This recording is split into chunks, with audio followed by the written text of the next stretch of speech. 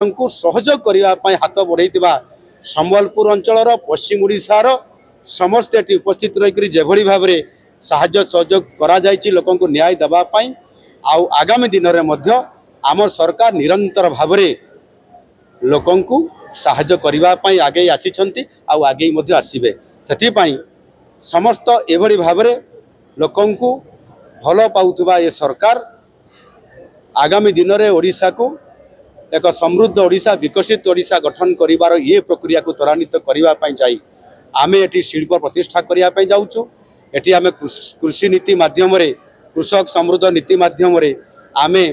ए अंचल चाषी को आमे ए अंचल चाषी सहित सारा ओडिशार चाषी को आमे गुरुत्व आरोप करने सहित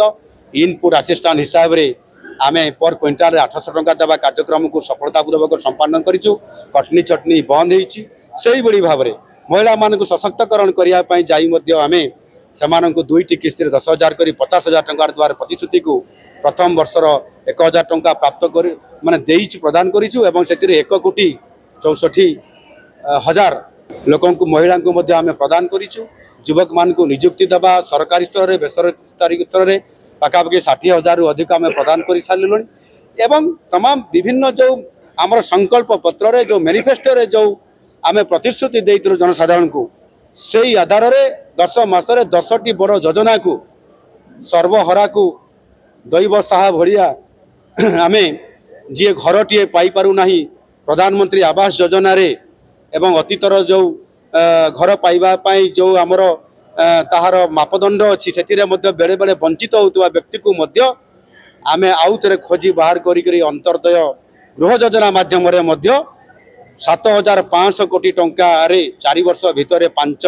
लाख लोक घर देवा सहित पीवा पानी व्यवस्था रास्ता शिक्षा व्यवस्था एवं स्वास्थ्य व्यवस्था रे आमे आयुष्मान